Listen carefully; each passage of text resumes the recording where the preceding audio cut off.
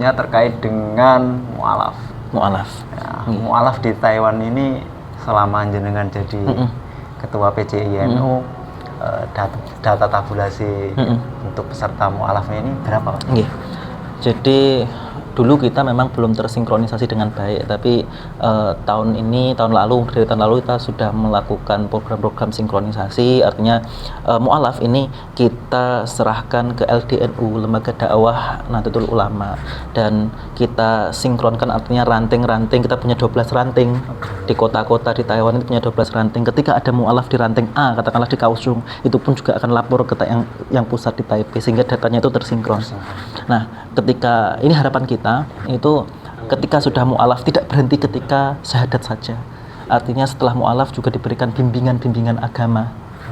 Artinya setelah mualaf itu tidak ditinggalkan. Ini karena kewajiban kita harus memberikan pendidikan agama pada mereka. Yaitu kita fasilitasi. Kita memberikan pendidikan agama juga, disampaikan dengan bahasa Mandarin, walaupun tidak intens setiap hari. Itu dari tahun lalu sampai sekarang itu hampir 150. Ini banyak sekali, potensinya besar sekali. Dan ke depan tuh sebenarnya saya mikirnya tidak cukup di situ. Artinya ketika teman-teman mualaf ini kan orang-orang Taiwan, mereka harus dijadikan menjadi satu jamiah, katakanlah entah itu lembaga di NU atau apa seperti itu, sehingga mereka bisa saling membantu. Artinya mereka saling berbagi bareng-bareng, berbagi ilmu, karena ya satu saudara, satu muslim dengan muslim lainnya kan saudara.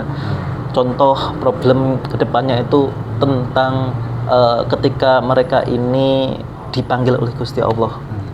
Kalau di sini kan budayanya itu kan dibakar, sedangkan kalau ke pemakaman Islam itu kan mahal. Sehingga saya harapannya dengan jamiah ini itu mereka bisa saling membantu. Ketika ada saudara muslim yang katakanlah kurang mampu, bisa dibantu dengan teman-teman muslim lokal lainnya. Jadi nanti disiapkan semacam pemakaman khusus semacam dengan pun. Pemakaman sudah ada di sini, tapi kan biasanya itu finansialnya. Ya. Ini muslim mualaf yang di Kaohsiung, yang di Taichung, yang di Taipei ini harus terkoneksi, sehingga mereka merasa ada temannya, tidak sendiri.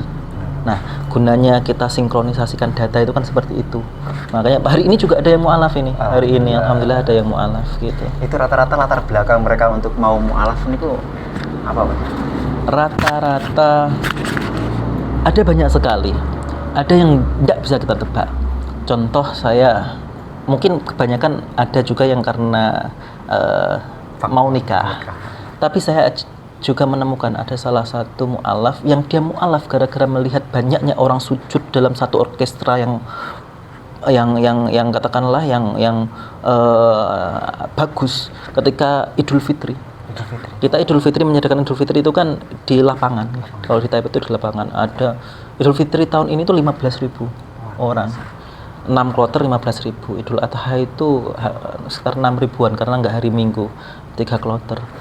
Itu ketika kita sholat itu kan dalam satu orkestra yang sama. Kita imamnya sujud, makmumnya seluruhnya juga sujud. Orang Taiwan ketika melihat ini ternyata terketuk hatinya. Mualaf. Ada juga teman saya, dia kuliah bidangnya itu tentang sosial, dia meneliti tentang Islam. Sudah mukenahan, sudah sholawatan, tapi sampai sekarang juga belum Islam. Artinya pintu hidayahnya ini macam-macam.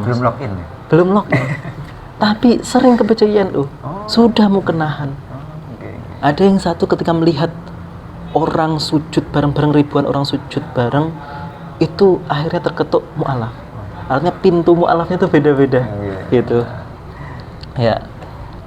Kita nggak bisa nebak, Mas. Tapi secara jumlah ya